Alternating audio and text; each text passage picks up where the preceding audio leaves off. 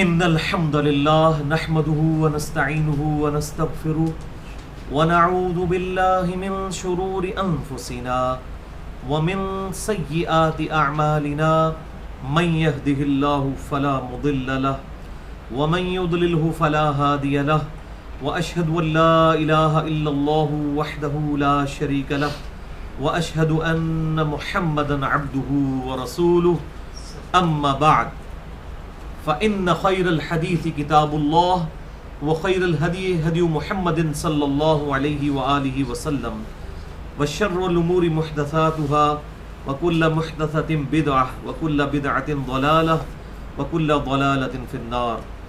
أعوذ بالله السميع العليم من الشيطان الرجيم من همزه ونفخه ونفثه. بسم الله الرحمن الرحيم. رب اشرح لي صدري ويسر لي امري واحلل عقدة من لساني يفقهوا قولي. ان الله وملائكته يصلون على النبي يا ايها الذين امنوا صلوا عليه وسلموا تسليما. اللهم صل على محمد وعلى آل محمد كما صليت على ابراهيم وعلى آل ابراهيم انك حميد مجيد. اللهم بارك على محمد وعلى آل محمد كما باركت على إبراهيم وعلى آل إبراهيم إنك حميد مجيد. الحمدللہ آج 11 جون 2016 کو 5 اور 6 رمضان المبارک 1437 ہجری کی درمیانی رات میں اور ہفتے کے دن ہم پارہ نمبر 17 کا آغاز کرنے جا رہے ہیں، اور پارہ نمبر 17 کا آغاز ہی سورۃ الانبیاء سے ہوتا ہے۔ اعوذ باللہ السمیع العلیم من الشیطان الرجیم، بسم اللہ الرحمن الرحیم۔ اقترب للناس حسابهم وهم فی غفلۃ معرضون۔ لوگوں کے حساب کا وقت قریب آ گیا ہے، لیکن ان کی حالت یہ ہے کہ وہ غفلت میں منہ پھیرے ہوئے ہیں۔ اب ویسے یہ تعویل خاص کے اعتبار سے تو مشرکین عرب کے لیے تھا کہ ان کو جو دھمکیاں دی جا رہی تھیں، اب ان دھمکیوں کی ایگزیکیوشن کا وقت قریب آ چکا تھا، اور اللہ تعالیٰ نے چند سالوں ہی میں مسلمانوں کو غالب فرمانا تھا، کیونکہ یہ سورت جو ہے یہ مکی سورت ہے، اور اس کے اندر دھمکیاں موجود ہیں کہ الٹیمیٹلی ایک وقت آئے گا جب آپ صلی اللہ علیہ وسلم اور اہل ایمان کو، صحابہ کرام علیہم رضوان کو غلبہ نصیب ہوگا مشرکین عرب کے اوپر۔ تو لوگوں کی غفلت کا حال یہ ہے کہ ان کی جو پکڑ کا وقت ہے، حساب کا وقت ہے، وہ قریب ہے، لیکن وہ غفلت میں منہ پھیرے ہوئے ہیں۔ اور تعویل عام کے اعتبار سے پوری انسانیت کی یہی حالت ہے، جیسا کہ سیدنا علی رضی اللہ تعالیٰ عنہ وعلیہ السلام کا قول ہے کہ انسان سویا ہوا ہے، جب مر جائے گا تو جاگ اٹھے گا، کہ اچھا یہ اصل زندگی تھی۔ جس طرح کہ انسان سوتے میں جب کوئی ڈراؤنا خواب دیکھتا ہے اور پھر اس کے بعد اس کی آنکھ کھل جاتی ہے تو اس کو پتہ چلتا ہے اچھا شکر ہے یہ تو خواب ہی تھا، اب اصل زندگی شروع ہوئی ہے۔ اسی طریقے سے انسان سویا ہوا ہے، اس دنیا کی زندگی میں غافل ہے، جیسے ہی مرے گا اگر تو اس نے اچھی زندگی دنیا میں گزاری ہے، گاڈ کو رسپانس کیا ہے، اللہ اور اس کے محبوب عز وجل و صلی اللہ علیہ وسلم کی اطاعت اختیار کی ہے، پھر تو کہے گا شکر الحمدللہ یہی اصل زندگی تھی۔ اور اگر نعوذ باللہ من ذالک اللہ تعالیٰ کی نافرمانیوں میں اور آپ صلی اللہ علیہ وآلہ وسلم سے روگردانی کی کیفیت میں زندگی گزری، پھر تو انسان پچھتائے گا کہ اچھا یہ اصل زندگی تھی لیکن میں نے اس کی طرف توجہ نہیں دی۔ اقترب للناس حسابهم، لوگوں کے حساب کا وقت قریب آ چکا ہے، وَهُمْ فِي غَفْلَةٍ مُعْرِضُونَ، اور وہ غفلت میں ہے، اعراض کرتے ہوئے، منہ پھیرے ہوئے۔ مَا يَأْتِيهِمْ مِنْ ذِكْرٍ مِّن رَبِّهِمْ مُحْدَثٍ، کوئی بھی تمہارے رب کی طرف سے، ان کے رب کی طرف سے نئی نصیحت نہیں آتی مگر اس حال میں إِلَّا اسْتَمَعُوهُ، کہ وہ اسے سنتے ہیں، وَهُمْ يَلْعَبُونَ، لیکن وہ کھیل میں پڑے ہوئے ہیں، یعنی کیجول لیتے ہیں، یعنی اللہ تعالیٰ کی نصیحتوں کو کیجول لیتے ہیں۔ اور ظاہر ہے کہ وہ مشرکین عرب جو ہیں وہ آپ صلی اللہ علیہ وسلم سے اتنے عرصے سے قرآن سن رہے تھے، اور حالت اب یہ ہو گئی تھی بجائے وہ بات کو سیریس لینے کے آپ صلی اللہ علیہ وسلم کا مذاق اڑاتے تھے۔ آپ کو یہ پہلے رکوع کے اندر یہ اندازہ ہو جائے گا اور اس سورت کا نام بھی سورۃ الانبیاء ہے. اس میں پرٹیکولر آپ صلی اللہ علیہ وسلم کے حوالے سے بھی ڈسکشن ہوگی اور کئی اور انبیاء اکرام علیہ السلام کے حوالے سے بھی کہ انہیں دعوت و تبلیغ کے دوران کن مشکلات کا سامنا کرنا پڑا. اور اسی صورت کا پھر کنکلوژن جو ہے وہ اس مشہور آیت پہ ہوگا جو سورۃ الانبیاء کی ہی آیت نمبر 107 ہے, وَمَا أَرْسَلْنَاكَ إِلَّا رَحْمَةً لِّلْعَالَمِينَ. اور اے محبوب صلی اللہ علیہ وسلم, ہم نے آپ کو نہیں بھیجا مگر رحمت بنا کر تمام جہان والوں کے لیے. یہ تمام جہانوں کے لیے تو ہم اردو میں ایسے ترجمہ کرتے ہیں, عربی میں اس کی صحیح ٹرانسلیشن جو اردو لنگوسٹک کے اعتبار سے بنتی ہے تمام جہان والوں کے لیے آپ کو رحمت بنا کر بھیجے. اور اگر تمام جہانوں کے لیے تو اس جہان سے مراد جیسے کہ انسانوں کی ایک کمیونٹی ہے, اسی طریقے سے جانوروں کی ایک کمیونٹی ہے, اسی طریقے سے پودوں کی ایک کمیونٹی ہے, پھر ان کی بھی آگے سپیشیز 20 لاکھ کے قریب مخلوقات تو اس روئے ارض پہ دریافت ہو چکی ہیں. تو یہ 20 لاکھ جہان ہے, ہر ایک جاندار جو ہے وہ اس کی ایک پوری ایک زندگی ہے. پرندے ہیں, ان کا پورا الگ سے ایک نظام ہے, اسی طریقے سے چیونٹیاں ہیں, ان کی علیحدہ سے ایک کمیونٹی ہے. یہ سارے کے سارے جہان ہیں. تو آپ صلی اللہ علیہ وسلم کو رحمت بنا کر ان کے لیے بھیجا گیا, اس اعتبار سے کہ آپ صلی اللہ علیہ وسلم نے انہیں اس آخرت کے دن کی جو جواب دہی ہے اس سے پہلے ہی خبردار کر دیا. اور یہ کسی شخص کے ساتھ سب سے بڑی نیکی یہ ہے کہ اسے موت سے پہلے اس کی آخرت کی طرف توجہ دلائی جائے. اس اعتبار سے آپ صلی اللہ علیہ وسلم رحمت للعالمین ہیں, تمام جہان والوں کے لیے رحمت ہے کہ آپ صلی اللہ علیہ وسلم نے کمال شفقت فرماتے ہوئے انہیں آخرت کی جواب دہی سے ڈرا دیا. جیسا کہ بخاری اور مسلم کی متفق علیہ حدیث ہے, آپ صلی اللہ علیہ وسلم ارشاد فرماتے ہیں کہ تمہاری مثال پتنگوں کی سی ہے جو کہ آگ پر گر رہے ہیں. جیسے یہ پتنگے ہوتے ہیں, یہ آگ کے اوپر گرتے ہیں, بلب کے اوپر گرتے ہیں, اور میں تمہارے کمر بند سے پکڑ کر تمہیں اس آگ سے جو ہے وہ بچانے کی کوشش کر رہا ہوں. مراد یہ کہ تمہیں دعوت دے رہا ہوں کہ بچ جاؤ اس دن سے کہ جس دن اللہ تبارک و تعالیٰ نے تمہارے کیے ہوئے اعمال کی پرسش فرمانی ہے. Accountability of the day of judgment, یہ سب سے سیریس چیز ہے اس کائنات میں جو انسان کو لینی چاہیے. تو آپ صلی اللہ علیہ وسلم کا مذاق وہ اڑاتے تھے, تو اسی کا ذکر ہے, ما یأتیہم من ذکر من ربہم, کوئی بھی تازہ نصیحت نہیں آتی تمہارے رب کی طرف سے, محدثن جو تازہ ہے, الا استمعوہ, مگر یہ کہ وہ اسے سن تو رہے ہوتے ہیں, وہم یلعبون, لیکن وہ اپنے کھیل میں بغل ہوتے ہیں, کیجول لیتے ہیں کہ اتنا عرصہ ہو گیا یہ دھمکیاں سن کر محمد صلی اللہ علیہ وسلم کی کہ ڈر جاؤ آخرت کے دن کا عذاب, پھر دنیا میں بھی عذاب آ جائے گا, جیسا کہ قوم نوح پر, قوم لوط پر, قوم عاد کے اوپر, ان قوموں پر عذاب آیا, تم پر بھی عذاب آ جائے گا. آیا تو کوئی نہیں ہے. لاہیۃ قلوبہم, ان کے دل غفلت میں پڑے ہوئے ہیں, واسروا النجوی, اور یہ آپس میں سرگوشیاں کرتے ہیں, الذین ظلموا, جبکہ یہ ظالم یہ کہہ رہے ہوتے ہیں, هل ھذا الا بشر مثلکم, یہ تو نہیں ہے مگر تمہاری طرح کا ایک انسان ہے. یعنی اگر کسی شخص کے دل میں کوئی آپ صلی اللہ علیہ وسلم کی بات بھی گھر کر جاتی ہے تو اس کے جو باقی ساتھی ہیں وہ کہتے ہیں یار یہ عام انسان ہی تو ہے, اس کی بات کو سیریس لینے کی کوشش مت کرو. آج بھی اسی طریقے ہوتا ہے کہ اگر آپ کسی کو حق بات بتاتے ہیں اور کسی کو یہ خدشہ ہو جاتا ہے کہ یہ اب ہمارا مکتبہ فکر یا ہمارا اسکول آف تھاٹ چھوڑنے لگا ہے, تو وہ فوراً اس کو اس طرف توجہ دلانا شروع کر دیتے ہیں کہ نہیں یار یہ کیا کون سا کل کا چھوکرا ہے, یہ کون سی ایسی بات ہے. سیم یہی چیز آپ صلی اللہ علیہ وسلم کے ساتھ بھی ہوتی تھی.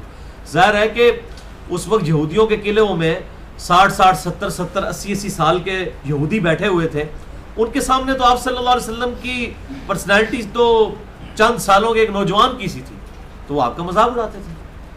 تو یہ آپس میں نجوا کرتے ہیں, سرگوشی کرتے ہیں, الذین ظلموا, اور یہ ظالم کہتے ہیں, هل ھذا الا بشر مثلکم, یہ تو نہیں ہے مگر تمہاری طرح کا ایک انسان ہے. اب ظاہر ہے کہ آپ صلی اللہ علیہ وسلم ایز اے اسپیشیز تو انسان ہی تھے, ان کو تو یہی نظر آتا تھا کہ ان کی بھی 2 آنکھیں ہیں, ہماری بھی 2 آنکھیں ہیں, ان کا بھی ایک ناک ہے, ہمارا بھی ایک ناک ہے, ان کے بھی 2 کان ہیں, ہمارے بھی 2 کان ہیں, ان کی بھی جو 2 پاؤں ہیں, 2 ہاتھ ہیں, ہم بھی اسی, دیکھنے میں تو ایک انسان ہی ہے. لیکن وہ اس فرق کو بھول جاتے تھے کہ وہ ہے تو اسپیشیز میں انسان ہے, لیکن وہ اللہ تعالیٰ کے ریپریزنٹیٹیو نمائندہ بن کے آئے ہیں دنیا میں. اور آپ صلی اللہ علیہ وسلم کی جب ریفرنس سے ہم یہ بات کرتے ہیں کہ آپ صلی اللہ علیہ وسلم انسان ہے, تو اس سے مراد آپ کی اسپیشیز ہوتی ہے. As far as species is concerned, آپ کی جو نوع ہے وہ انسانی ہے, لیکن مرتبے میں کسی بھی انسان کیا کسی فرشتے کو, کسی جن کو کوئی نسبت نہیں آپ صلی اللہ علیہ وسلم کے ساتھ. لیکن ظاہر ہے کہ یہ سب سے بڑی آزمائش پیغمبروں کے ساتھ یہی ہوتی تھی. آپ پورا قرآن پڑھ کے دیکھیں, جب کبھی بھی پیغمبروں نے دعوت اٹھائی تو ان کے مخالفین نے کہا یہ بھی ہماری طرح کا ایک انسان ہے. اب یہ اتنا بڑا اعتراض تھا, اگر انسان نہ آتا تب بھی انہوں نے اعتراض کرنا تھا, جس کو ہم پنجابی میں کہتے ہیں کہ آٹا گوندیا ہلدی کیوں ہے, یعنی کسی نہ کسی اعتبار سے تو انہوں نے اعتراض کر دینا تھا. سورہ بنی اسرائیل میں آیا کہ اگر زمین پر فرشتے آباد ہوتے تو ہم فرشتوں میں سے پیغمبر بنا دیتے. اب چونکہ انسان آباد ہے, انسانوں میں سے ہی پیغمبر ہوگا. خدا نہ خواستہ کوئی فرشتہ پیغمبر بن کے آتا تو انہوں نے پھر یہ اعتراض کیا کرنا تھا کہ یہ تو فرشتہ ہے, اسے کیا پتا تکلیف کیا ہوتی ہے, نیند کس چیز کا نام ہے, بھوک جب لگی ہو تو کیا انسان پہ گزرتی ہے, اگر کسی کی بچی کو طلاق ہو جائے تو اس پہ کیا گزرتی ہے. یہ ساری فیضز آپ صلی اللہ علیہ وسلم کو گزارنی پڑی ہے. غزوہ خندق کے موقع پر صحابہ کرام علیہم رضوان نے جب اپنی جو ہے وہ بھوک کی شکایت کی تو آپ صلی اللہ علیہ وسلم نے اپنا جب کرتا مبارک اٹھایا تو آپ کے پیٹ پر 2 پتھر باندھے ہوئے تھے. یعنی وہ پتھروں کی بوجھ کی وجہ سے بعض اوقات پیٹ کو سہارا ہو جاتا ہے اس اعتبار سے. تو آپ صلی اللہ علیہ وسلم پریکٹیکلی ان تمام فیزز سے گزرے ہیں جس سے ایک انسان کو گزرنا پڑتا ہے. صحیح بخاری میں حدیث ہے, جب آپ کے بیٹے ابراہیم کی وفات ہوئی تو آپ صلی اللہ علیہ وسلم کی مبارک آنکھوں سے جو ہے وہ آنسو رواں تھے. صحیح مسلم میں حدیث ہے, جب آپ صلی اللہ علیہ وسلم کو طائف کے موقع پر پتھر مارے گئے تو آپ صلی اللہ علیہ وسلم کے جسم مبارک جو ہے لہو لہان ہو گیا, خون مبارک نکلا. تو as far as species is concerned آپ صلی اللہ علیہ وسلم انسان ہے. جہاں مرتبے کی بات ہے وہ ایک الگ چیز ہے. تو لہٰذا یہ بالکل 2 ایکسٹریمز ہو جاتی ہیں. ایک طرف ہمارے وہ بریلوی مکتبہ فکر کے لوگ ہیں اور انہوں نے ایک بالکل اس اعتبار سے ضد اپنے اوپر اڈاپٹ کی ہوئی ہے کہ نعوذ باللہ من ذالک, کوئی نبی صلی اللہ علیہ وسلم کو بشر کہہ دیا تو کوئی گستاخی ہو جائے گی. اور they are trying to teach their god, وہ اپنے خدا کو یہ تعلیم دینا چاہتے ہیں کہ تمہیں قرآن میں یہ نہیں کہنا چاہیے تھا کہ نبی بشر ہے. اور پھر وہ کہہ رہے ہوتے ہیں یا تو خدا نے بشر کہا ہے تو یا کافروں نے کہا ہے, اب تم بتاؤ تم خدا ہو یا کافر ہو. نعوذ باللہ من ذالک. یعنی یہ تو مطلب تعلیمات ہیں آپ صلی اللہ علیہ وسلم کی خود, اور خدا نے جو قرآن میں نازل فرمایا وہ ہماری تعلیمات کے لیے ہے. تو اس میں بھی اب آپ دیکھیں کتنی سخت آیات آئیں گی. اور میں اکثر یہ بریلوی مکتبہ فکر کے بھائیوں سے کہتا ہوں کہ آپ نے اگر انبیاء کے بارے میں عقیدہ اپنا کلیئر کرنا ہے نا تو یہ بزرگ بابے مولوی ان کے چنگل سے نکلیں, سورۃ الانبیاء پڑھیں. اللہ کے محبوب صلی اللہ علیہ وسلم پر اللہ تعالیٰ نے ایک مستقل سورت نازل فرمائی ہے, سورۃ الانبیاء. سورۃ الانبیاء کا نام ہی سورۃ الانبیاء ہے. آپ کو نبیوں کے بارے میں جو عقیدہ چاہیے وہ اس صورت میں مل جائے گا. یہ آپ دیکھیں گے اتنا حیران کن عقائد ہیں کہ اگر یہ عقائد عام پبلک کے سامنے بیان کیے جائے وہ تو کہیں گے یہ تو بالکل گستاخ ہے, نعوذ باللہ من ذالک. تو یہ ایک ایکسٹریم ہے. اور دوسری ایکسٹریم پہ وہ لوگ ہیں کہ جو آپ صلی اللہ علیہ وسلم کی بشریت کو ثابت کرتے کرتے بعض اوقات جو ہے وہ اس حد تک یعنی توحید کی آڑ میں وہ توہین رسالت کا شکار ہو جاتے ہیں. اور اس میں کچھ خصوصاً اہل حدیث مکتبہ فکر میں ایسے لوگ موجود ہیں جو بالکل جو ہے نا وہ ایک دوسری ایکسٹریم کے اوپر چلے جاتے ہیں. توحید ضرور بیان کریں لیکن انبیاء کی توہین نہیں ہونی چاہیے. ایک بالکل بیلنس چیز ہونی چاہیے, جو جتنی بات کتاب و سنت میں آئی اس کو اس طریقے سے بیان کرنا چاہیے. باقی اس میں کوئی ایسی اگزامپل بیان نہ کی جائے جس کی وجہ سے آپ صلی اللہ علیہ وسلم کی توہین کا پہلو ہو جائے. جیسے سعودی عرب میں ایک مولوی صاحب ہے, میں نام نہیں لیتا پھر بالکل پرسنل بات ہو جاتی ہے. انہوں نے ایک دفعہ وہ کسی جو ہے وہ اہل تشیع کے عالم کی عبارت کوئی ویڈیو کوٹ کرتے ہوئے نا اس نے بھی کوئی کفریہ جملہ بولا کہ علی خدا ہے نہ خدا سے جدا ہے. یعنی وہ پھر عجیب و غریب, نہ خدا ہے نہ خدا سے جدا ہے. تو اس نے پھر آگے اس کے ساتھ خود مصرع لگا دیا اس مولوی نے, اہل حدیث عالم نے. وہ کہتا ہے پھر دسو علی کیڑی بلا ہے, نعوذ باللہ من ذالک. یعنی آپ حضرت علی پر غصہ کیوں نکال رہے ہیں؟ ٹھیک ہے, آپ اپنے بزرگ بابوں پر نکالیں غصہ کہ دوسروں کے بزرگوں بابوں پر نکالیں, خدا کے لیے اپنا ایمان تو نہ برباد کریں. صحیح مسلم میں حدیث ہے انٹرنیشنل نمبر کے مطابق کتاب الایمان چیپٹر میں 240 نمبر, علی سے محبت نہیں رکھے گا مگر مؤمن, علی سے بغض نہیں رکھے گا مگر منافق. تو آپ خود منافق ہونے کا ثبوت کیوں دے رہے ہیں؟ سیدنا علی کی گستاخی تو نہ کریں. اسی طریقے سے اگر آپ نے توحید بیان کرنی ہے ڈنکے کی چوٹ پہ کریں, کسی بزرگ بابے کا لحاظ نہ کریں. لیکن اس کا یہ مطلب نہیں ہے کہ آپ انبیاء کی توہین کرنا شروع کر دیں, یعنی آپ توحید بیان کرتے کرتے اپنا ہی بیڑا غرق کر بیٹھے. تو توحید کا اس اعتبار سے حیضہ نہیں ہونا چاہیے کہ اس میں بھی غلوب ہو جائے. اور آپ یہ دیکھیں وحدت الوجود کا جو کفری عقیدہ صوفیاء کے ہاں آیا, یہ بیسیکلی یہ عقیدہ بھی اللہ کی محبت میں غلوب کرنے کی وجہ سے آیا, کوئی اللہ کی دشمنی کی وجہ سے نہیں آیا. انہوں نے کہا کہ ہم اگر اللہ تبارک و تعالیٰ کو محدود مان لیں گے تو اس میں تو گستاخی ہو جائے گی اللہ کی. انہوں نے کہا جی اللہ تعالیٰ ہر جگہ موجود ہے, اور پھر جاتے جاتے وہ اس لیول تک چلے گئے کہ ہمارے اندر بھی موجود ہے, پہاڑوں میں, درختوں میں, اومنی پریزنٹ. اللہ god is omnipresent in each and every atom of the universe. تو انہوں نے خدا کے لیے حلول کا عقیدہ رکھ دیا اور وہ دوسری طرف کفر میں چلے گئے. خدا ہمارے ساتھ ہے, کوئی شک نہیں ہے, وہ ہر جگہ ہے جس طرح کہ اس کی شان کی لائق ہے. ہم اس کے لیے لیس کمثلہ شیء، کوئی اس کی مثال بیان نہیں فرماتے، لیکن اس کی مائیت ہمارے ساتھ ویسی نہیں ہے جس طرح ایک انسان کی دوسرے انسان کے ساتھ ہوتی ہے، یا کسی میں حلول کا کوئی عقیدہ ہوتا ہے. جب اس کی مثال بیان نہیں ہو سکتی تو ہم صرف اتنا ہی کہہ سکتے ہیں وَإِذَا سَأَلَكَ عِبَادِي عَنِّي فَإِنِّي قَرِيبٌ. اے میرے محبوب صلی اللہ علیہ وسلم، میرے بندے جب آپ سے میرے بارے میں پوچھیں تو آپ فرمائیے میں تمہارے بالکل قریب ہوں. اجیب الدعوۃ الداعی اذا دعان، ہر پکارنے والے کی پکار کو سنتا ہوں جب بھی وہ مجھے پکارے. فَلْيَسْتَجِيبُوا لِي، لیکن لوگوں کو بھی چاہیے نا کہ میرا حکم مانے. وَلْيُؤْمِنُوا بِي، اور مجھ پر ایمان لائے جیسا کہ ایمان لانے کا حق ہے. لَعَلَّهُمْ يَرْشُدُونَ، تاکہ وہ رشد و ہدایت پا سکیں. یہ ون وے ٹریفک نہیں ہے کہ آپ صرف گاڈ سے مانگتے چلے جائیں، اللہ سے مانگتے چلے جائیں. نہیں، اللہ کی بھی ماننی ہے. صرف اللہ کو نہیں ماننا، اللہ کی بھی ماننی ہے. اور صرف نبی کو نہیں ماننا بلکہ نبی کی بھی ماننی ہے عز وجل وصلی اللہ علیہ وآلہ وسلم. تو یہ کہتے ہیں کہ یہ دیکھو، یہ تو ایک عام انسان ہے. افتأتون السحر وانتم تبصرون، کیا تم دیکھ رہے ہو اس کے باوجود تم اس کے جادو میں مبتلا ہو جاؤ گے. یعنی ان کو یہ خطرہ پڑتا تھا اگر کسی کے دل میں کوئی بات کھٹک بھی گئی کہ یار نبی صلی اللہ علیہ وسلم کی بات بڑی گفتگو لاجیکل ہے، اور قرآن واقعی اتنا لاجیکل ہے، اتنے پیشن کے ساتھ یہ کتاب ہے کہ انسان متاثر ہوئے بغیر نہیں رہتا.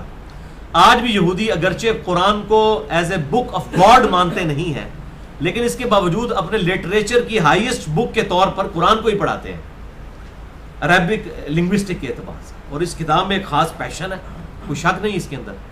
تو ظاہر ہے اس وقت مشرکین عرب، ان کی زبان بھی عربی تھی اور دل پہ اثر بھی ہوتا تھا. پھر دوسرے ساتھی جو ہے نا وہ ورغلا دیتے تھے کہ تم یہ دیکھ رہے ہو، یہ تو جادوگر شخص ہے اور تم خود بخود اس کے اندر مبتلا ہو رہے ہو، یہ تو جادو ہے.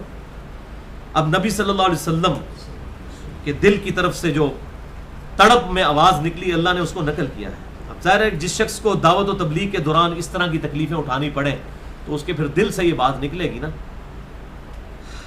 قال ربی یعلم القول فی السماء والارض، تو نبی نے کہا کہ میرا رب خوب جانتا ہے ہر اس بات کو جو کہی جاتی ہے آسمانوں میں اور زمین میں.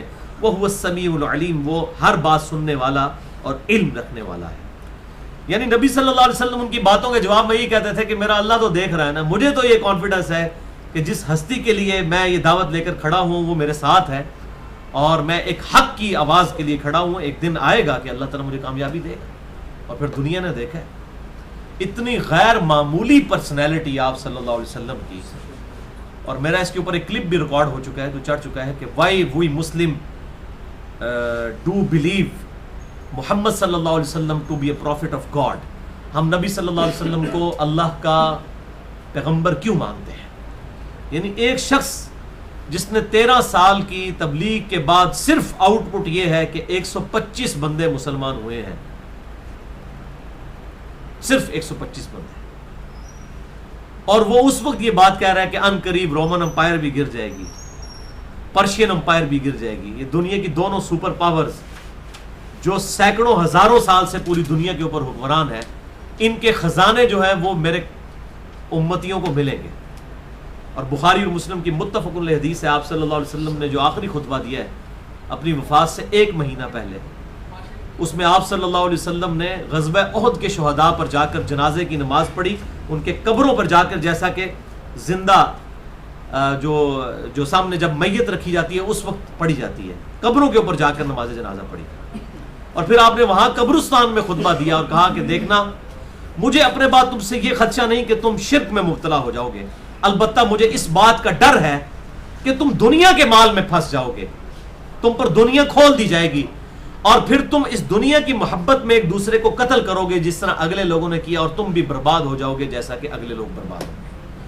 یعنی یہ بات آپ اس لیے کرتے تھے کہ صحابہ کرام علیہم رضوان نے بڑی مفلسی کی زندگی گزاری ہوئی تھی، بڑی تکلیف کی زندگی گزاری ہوئی تھی، روکھی سوکھی کھا کر انہوں نے زندگی گزاری تھی. اور اب ان کے اوپر وہ گولڈن پیریڈ جو آپ صلی اللہ علیہ وسلم کی مبارک زندگی میں تو نہیں آیا لیکن اس کا سٹارٹ ہو گیا غزوہ تبوک کے بعد، وہ آنے والا تھا. اور اس کے بعد پوری دنیا کی دولت ان کے قدموں میں ڈھیر ہونے والی تھی. تو اس کے بعد ظاہر ہے کہ آزمائش کا وقت شروع ہونے والا تھا.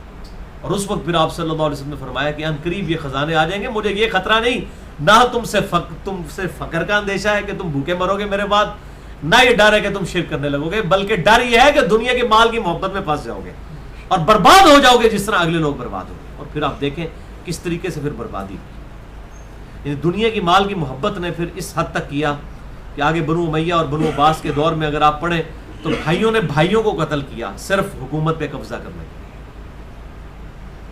اور یہ جو رہی صحیح کسر تھی وہ ساری کی ساری، اب یہ مجھے کسی نے بتایا یہ جیو والوں نے میرا سلطان کے نام سے کوئی ڈرامہ ڈب کیا ہے جس میں سلطنت عثمانیہ کا چٹا بٹا کھول دیا، جو آج تک ہم ان کے مرثیے پڑھتے رہتے ہیں، جی وہ خلافت ختم ہو گئی، جی خلافت عثمانیہ ختم ہو گئی، 300 عورتیں رکھی ہوئی تھیں انہوں نے اپنے حرم کے اندر، یہ ان کا کریکٹر تھا، ہم اس خلافت کو رو رہے ہیں۔ تو آج اگر امریکہ بدماشی کر رہا ہے نا حکومت کی وجہ سے، یہ بدماشی ہم بھی کرتے رہے ہیں۔ ہمارے بزرگوں کے پاس بھی جب حکمرانی تھی نا، اس وقت جلال الدین اکبر جو تقریباً 70 سال تک اس سب کانٹیننٹ پہ سو کالڈ مغل بادشاہ، میں خود بھی مغلیہ خاندان سے تعلق رکھتا ہوں، یعنی کہ وہ بادشاہ حکمران رہا ہے لیکن اس نے ہندو عورتوں سے بھی شادی کی ہوئی تھی۔ تو یہ جتنی چیزیں تھیں مسلمانوں کی حکومتیں تھیں، اسلام کی حکومت خلافت راشدہ کے بعد ختم ہو چکی ہے، یہ بالکل کلیئر کٹ، اپنے کنوں کڑ لو گل، اسلام کی حکومت خلافت راشدہ کے بعد ختم ہو چکی ہے، اس کے بعد صرف مسلمانوں کی حکومت ہے۔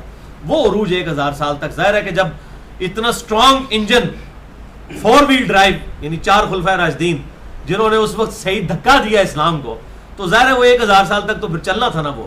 اس کے بعد پھر ظاہر ہے جب حکومت ہاتھ میں آ گئی تو پھر حکمرانوں نے جو کچھ، وہی عیاشیاں، وہی بدماشیاں، وہی قلعے، وہی بڑے بڑے جو سرائے، اور اس طریقے سے بس اب یہ ایک پورا ایک ٹاپک ہے۔ تو آپ صلی اللہ علیہ وسلم نے اس وقت یہ خبر دے دی تھی کہ مجھے خطرہ نہیں فقر کا، لیکن خطرہ ہے کہ دنیا کے مال تم پر کھول دیا جائے گا، کیسر و کسرہ کی دولتیں تمہارے ہاتھ۔ اب یہ کچھ سوچ سکتا تھا یار کہ ایک شخص جو 13 سال میں جس کی آؤٹ پٹ 125 صحابہ ہیں، اگلے 13 سال کے اندر 3 براعظموں میں اس کی حکومت ہوگی، انبلیویبل ہے، اور پھر وہ پریڈکٹ کر رہا ہے سوائے اس کے کہ وہ خدا کا پیغمبر ہے۔ اس طرح کی غیر معمولی پرسنالٹی انسانیت نے کبھی نہیں دیکھی ہے کہ آپ صلی اللہ علیہ وسلم جیسی پرسنالٹی کے ود ان 10 to 15 ایئرز پوری دنیا جو ہے وہ مسلمانوں کے ہاتھ میں آ گئی، سب سے بڑی سپر پاور بن گئی۔ نہ ان کے پاس کوئی اسلحہ تھا، نہ کوئی چیز تھی، بس پیشن تھا ایک، اللہ تعالیٰ ان کی مدد فرمائی۔ تو وہ صحیح بات کہی ہے ڈاکٹر اقبال نے، آج بھی ہو ابراہیم سا جو ایما پیدا، تو آگ کر سکتی ہے انداز گلستان پیدا۔ یہ انہوں نے جواب شکوہ میں مسلمانوں کو، جو شکوہ انہوں نے مسلمانوں کی طرف سے خدا سے شکوہ کیا، اور پھر خدا کی طرف سے جواب شکوہ میں مسلمانوں کو سمجھایا کہ تمہارے اندر یہ فالٹ ہے، یہ فالٹ ہے، یہ فالٹ ہے۔ تو نبی صلی اللہ علیہ وسلم نے کہا کہ میرا رب جانتا ہے جو کچھ آسمانوں میں ہے اور جو کچھ زمین میں کہی جاتی ہے بات، اور وہ سننے والا علم والا ہے۔ بل قالوا اضغاث احلام، بلکہ کہتے ہیں کہ پریشان خواب ہیں جو اس شخص کو آتے ہیں۔ بل افتراہ، بلکہ یہ تو جھوٹ گھڑ لیتا ہے، یہ کتاب کہتا ہے میں اللہ کا پیغمبر ہوں، یہ جھوٹ گھڑ کے لاتا ہے۔ بل ہوا شاعر، بلکہ یہ تو شاعر ہے۔ اب دیکھیں خود بھی کسی بات پر متفق نہیں ہے، کبھی کہتے ہیں یہ ہماری طرح کا انسان ہے، کبھی کہتے ہیں اسے پریشان خوابی آتی ہے، کبھی کہتے ہیں یہ گھڑ لیتا ہے، کبھی کہتے ہیں شاعر ہے، کبھی کہتے ہیں جادوگر ہے، کبھی کہتے ہیں مجنون ہے، نعوذ باللہ من ذالک۔ فَلْيَأْتِنَا بِآیَةٍ كَمَا أُرْسِلَ الْأَوَّلُونَ، تو اگر یہ واقعی پیغمبر ہے تو وہ سارے معجزات ہمیں کر کے دکھائے نا، جس طرح کے معجزات اگلے پیغمبروں کو دیے گئے۔ یہ تھی اصل کانٹے کی بات جو انہوں نے پکڑی ہوئی تھی۔ ان کو پتا تھا کہ قرآن حکیم نے واضح ڈیسیژن کر دیا ہے کہ نبی صلی اللہ علیہ وسلم کا معجزہ قرآن ہے۔ اب اس طرح کے حصی معجزات نہیں دکھائے جائیں گے جس طرح اگلے پیغمبروں کو دیے گئے۔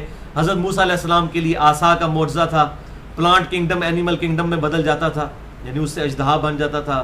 عیسیٰ علیہ السلام مردوں کو زندہ کر دیتے تھے، تو وہ یہ کہتے تھے کہ اس نبی کو معجزے کیوں نہیں دیے گئے؟ ہمیں جو یہ جب معجزے پڑھ پڑھ کے سناتا ہے اگلے انبیاء کے، تو یہ بھی کر کے دکھائے نا مردہ زندہ۔ اب ان بیچاروں کو کیا پتا تھا کہ بعد میں لوگوں نے جھوٹ کرنا ہے کہ شیخ عبد القادر جیلانی نے مردہ زندہ کر لیا ہے۔ کوڑ مار دو، خدا تھا نا، ڈر جاؤ اللہ کو، کوڑ مار دو۔ اور یہ اگلے دن ایک مولوی صاحب جو ہے وہ بتا رہے تھے، جی میری جی ممتاز قادری صاحب کے وہ ویڈیو چڑھی ہوئی ہے، جی ممتاز قادری صاحب کے، آپ روایت دیکھیں، ممتاز قادری صاحب کے والد صاحب فرماتے ہیں، یعنی کلّا غریب روایت کے، جی وہ جب ہم گاڑی میں ہم دیکھا کہ ممتاز قادری صاحب پھانسی کے بعد جب ان کی میت رکھی ہوئی تو اٹھ کے بیٹھ گئے، تو کہنے لگے ابا جی میں اس واسطے بیٹھا تاکہ تمہیں پتہ لگ جائے کہ شہید زندہ ہوتا ہے، نعوذ باللہ من ذالک۔ یعنی وہ کہتے ہیں کہ میت سے ممتاز قادری صاحب، اب یہ منظر ان کے اور ان کے ابو نے دیکھا ہے، ٹھیک ہے جی۔ تو وہ کہتے ہیں کہ جی انہوں نے کہا کہ جی میں نے اس لیے بتایا ابا جی آپ کو بتا دوں کہ شہید مرنے کے بعد وہ تیرا ابا تو پہلے ہی مندا ہے انہوں دسنے کا کی فائدہ ہے بھائی باہر نکل جی انہوں نے دس تے پورے پاکستان نو بریلوی کر لو کر کے ایڈا بڑا کوڑ مار دے پیو تو ممتاز قادری صاحب نو کہنا سی کہ حضرت صاحب ایک منٹ سے ذرا باہر آ جاؤ تے جنرل رئیس شریف بھی تواڈے قدمے وچ گر پین گے اور نواز شریف صاحب بھی قدمے وچ آ جان گے تواڈے کوڑ مارے جھوٹ کے وہ پاؤں نہیں ہوتا جو کچھ بھی ہے بس اس طریقے سے وہ اب یہاں دیکھیں نبی کو کہا جا رہا ہے کہ اس کو یہ معجزے کیوں نہیں کر کے دکھاتا جس طرح کی بات کرتا ہے تو میں نے 4 لیکچر دیے کو 8 گھنٹے کی گفتگو ہے مسئلہ نمبر 131 ABCD کہ نبی صلی اللہ علیہ وسلم کو دعوی نبوت کے لیے کوئی بھی حصی معجزہ نہیں دیا گیا ویسے آپ کے حصی معجزات بہت ہیں لیکن جس کی بنیاد پر دعوی نبوت ہو وہ صرف ایک معجزہ ہے یہ اللہ کی کتاب کیونکہ آپ کی نبوت قیامت تک کے لیے تھی آپ کا معجزہ بھی حصی ہونے سے دعوت نہیں دی جا سکتی تھی قیامت تک کے انسانوں کو آج کوئی عیسیٰ علیہ السلام کی ویڈیو دکھا سکتا ہے مردہ زندہ کرنے کی یا آج اگر کہیں سے آسائے موسوی مل بھی جائے آپ چاہے وہ امام کعبہ کے ہاتھ میں دے دیں یا ویٹیکن سٹی میں بیٹھے ہوئے کرسچن پوپ کے ہاتھ میں دے دیں یا یوروشلم میں بیٹھے ہوئے کسی یہودی پادری کے ہاتھ میں وہ آسان سانپ بن سکتا ہے دوبارہ وہ معجزہ جو ہے موسیٰ کے ہاتھ میں ہی معجزہ تھا لیکن الحمدللہ یہ کتاب یہ نبی صلی اللہ علیہ وسلم کے پاس بھی معجزہ تھا صحابہ کے پاس بھی معجزہ قیامت تک آنے والے آخری انسان کے پاس بھی یہ معجزہ ہے الحمدللہ یہ ہے آپ کا معجزہ اب ان کو کافروں کو پتہ لگ گیا تھا کہ قرآن بار بار کہہ رہا ہے کہ معجزہ کوئی نہیں اس نبی کو دیا جانا جس طرح کا تم ڈیمانڈ کرتے ہو جو سورہ بنی اسرائیل کے آخری رکوع میں 9 معجزات جو ہیں سیکنڈ لاسٹ رکوع میں اسی کے کانٹیکسٹ میں نے 8 گھنٹے کی گفتگو کی اب ان کو پتہ چل گیا تھا معجزہ تو کوئی نہیں دیا جانا تو کینسل اچھا کرے معجزہ یہ ہے جس کو کہتے ہیں نا وہ روند مارنے والی بات اچھا یہ اسی طرح کا روند میرے ساتھ بھی مارتے ہیں اب میں نے کئی بار اناؤنسمنٹ کی ہے کہ میں نے بھائی کسی کے ساتھ مناظرہ نہیں کرنا میں علمی دلائل کے ساتھ بات واضح کروں گا لکھ کے پمفلٹ دے دوں گا بھائی جس میں جرت ہے وہ اس کا جواب دے دے یعنی مناظرہ کرو مناظرہ کرو مناظرہ کرو یہ سیم وہی چیز ہے اور نبی صلی اللہ علیہ وسلم کو معجزہ دکھاؤ نہیں دکھانا بھائی یہ طے ہے ایک پریسیڈنٹ سیٹ ہو چکا ہے تو یہاں پر بھی آپ دیکھیں کہ یہ اگلے انبیاء جیسے معجزے کیوں نہیں لا کر ہمیں دکھاتا اب یہاں پہ لوگوں نے بزرگوں کے بارے میں جو ہے وہ سارا جھوٹ مجھول کر دیا ہوا ہے فَلْيَأْتِنَا بِآیَةٍ كَمَا أُرْسِلَ الْأَوَّلُونَ تو یہ وہ نشانیاں اور معجزات لے آئے جو اگلے انبیاء کو دیے گئے تھے اب اللہ تعالیٰ نے اس کی طرف سے جواب کیا دیا ہے اب جواب تو یہ ہونا چاہیے آج 10 لسٹ بنا کے دو میں انہیں دکھانا تو معجزات نہیں مَا آمَنَتْ قَبْلَهُم مِّن قَرْيَةٍ أَهْلَكْنَاهَا کوئی بھی بستی ایمان لے کر نہ آئی جب ان کو منہ مانگا معجزہ دکھایا گیا ان سے پہلے جو بستیاں تھی قوم سمود کو جب اونٹنی کا معجزہ دکھایا گیا تو کیا وہ ایمان لے آئے افہم یؤمنون تو کیا اب یہ ایمان لے آئیں گے اگر ہم نے ان کو منہ مانگے معجزے دکھا دیے تو یہ رحمت ہے اللہ کی کہ منہ مانگا معجزہ نہ دیا جائے ورنہ اگر منہ مانگا معجزہ دکھا دیا جائے اس کے بعد کوئی ایمان نہ لائے تو عذاب آ جاتا ہے اللہ کی طرف سے اگر اس وقت یہ معجزات دکھائے جاتے اور یہ لوگ ایمان نہ لاتے تو وہ مشرکین عرب جو بعد میں مسلمانوں کے ہیرو بنے یہ تو زیرو ہو کے ہی مر جاتے ہیں نا خالد ابن ولید جو ہے وہ مسلمانوں کے پھر ہیرو تو نہ ہوتے اس وقت معجزہ دکھا دیا جاتا اور یہ لوگ ایمان نہ لاتے تو کفر کی زندگی میں مر جاتے ہیں تو یہ اتنی ڈھیل ملنا اور بعد میں پھر ان لوگوں کا اسلام قبول کر لینا اور پھر ان لوگوں کو ہی اللہ تبارک و تعالیٰ نے پھر کس طرح پرشین امپائر کے اوپر اور رومن امپائر کے اوپر مسلط کر دیا ان لوگوں نے سوچا بھی نہیں تھا یعنی وہ حضرت ابو سفیان رضی اللہ تعالیٰ عنہ کہتے ہیں جب ہم تجارت کے لیے جایا کرتے تھے شام میں جو اس وقت کا سمجھے امریکہ تھا سب سے بڑی سپر پاور جو جنگ یرموک میں گھٹنے ٹیک گئی سیدنا عمر کے سامنے تو کہتے ہیں یہ لوگ تو ہمیں جو ہے وہ ہم ان کے عام منشیوں کو بھی رشوتیں دیا کرتے تھے ٹھیک ہے چاہے جائے کہ ہم ان کے گورنروں اور بادشاہوں تک پہنچ سکے کوئی تصور بھی نہیں کر سکتا تھا اور جب ہم واپس اپنے عرب لوگوں کے پاس آتے تھے تو ہم بڑے فخر سے بتایا کرتے تھے کہ جی ہم تو فلاں کو مل کے آئے فلاں کو حالانکہ سانو تھے کسی مول نہیں سن پوچھتے اور آج اللہ نے اسلام کی برکت سے ان لوگوں کو جو ہے وہ ہمارے تحت کر دیا ایک اسلام کی دولت نے کیا مسلمانوں کو فتوحات عطا فرمائی اس وقت تو اب یہ ساری باتیں ابھی مستقبل میں ہونے والی ہے آپ جناب داد دیں صحابہ کرام علیہم رضوان کو سیدنا ابو بکر عمر عثمان و علی رضی اللہ عنہم اجمعین علیہم السلام انہوں نے اس وقت یہ ساری باتیں قبول کر لیں جب کسی کو دور دور تک نظر نہیں آتا تھا کہ مسلمانوں کو یہ غلبہ نصیب ہوگا اور پوری دنیا میں اسلام کا غلبہ ہوگا بعد میں تو جو لوگ اسلام میں داخل ہوئے ان کو تو چیزیں نظر آ رہی تھی، اور پھر کس طرح ایکسپلوژر ہوا، کس طریقے سے اسلام پھیلتا چلا گیا. لیکن اس وقت کہ جب اکیلا شخص کھڑے ہو کر دعوت دے، ٹھیک ہے، حضرت خالد ابن ولید کہتے ہیں مجھے وہ دن نہیں بھولتا کہ آپ صلی اللہ علیہ وسلم جو ہیں وہ مکے کے خانہ کعبہ شریف کے دروازے کے پاس کھڑے ہو کر کہہ رہے تھے کہ ان قریب جو ہے وہ میرے امتی جو ہیں یہ ہیرا شہر تک پہنچ جائیں گے. پرشین امپائر اتنی، یعنی دنیا میں رومن امپائر کے لیے اگر چیلنجنگ کوئی امپائر تھی تو پرشین تھی. کبھی یہ غالب آتے تھے کبھی یہ، جس طرح رشیا اور امریکہ یہ دونوں. تو کہتے ہیں میں یہ اکثر سوچتا تھا کہ یار اس شخص کی تو یہاں کوئی بات نہیں سن رہا. اور پھر اللہ نے وہ دن دکھایا کہ حضرت خالد بن ولید ہی اس لشکر کی قیادت کر کے جب ہیرا شہر کے پاس پہنچے نا اور ہیرا شہر کو دیکھا، انہوں نے کہا صدق رسول اللہ صلی اللہ علیہ وسلم، اللہ کے رسول نے سچ کہا تھا. مجھے آج وہ دن یاد آ گیا، اور میں نے یہ سوچا نہیں تھا کہ میں وہ شخص ہوں گا مسلمانوں کی طرف سے اسی ہیرا شہر کے پاس. تو یہ اللہ تبارک و تعالیٰ کی ایک غیر معمولی آپ صلی اللہ علیہ وسلم کے لیے ایکسپورٹ تھی جس نے پوری دنیا کے اندر اسلام کو پھیلایا. ورنہ ممکن نہیں تھا اتنے تھوڑے عرصے کے اندر اس طریقے سے اسلام کا پھیل جانا. تو ایک پیشن تھا. اور آپ یہ دیکھیں کہ یہ عرب کے لوگ جو ہیں ان میں سب سے بڑی جو خوبی تھی یہ جنگجو لوگ تھے، لیکن سب سے بڑی خامی یہ تھی کہ آپس میں لڑتے تھے. ایک قبیلہ بھی دوسرے سے لڑتا تھا، اور ان کے اندر اتنی صلاحیت چھپی ہوئی تھی کہ ان کو خود نہیں پتا تھا کہ ہمارے اندر اتنی پاور ہے کہ اگر ہم اکٹھے ہو جائیں تو رومن امپائر اور پرشین امپائر کو الٹ دیں گے. کیونکہ یہ سوچ بھی نہیں سکتے تھے کبھی ہم ایک جھنڈے کے تلے اکٹھے ہو سکتے. یہ اسلام تھا جس نے ان سب کے سب قبائل کو ایک لشکر کے نیچے جمع کیا.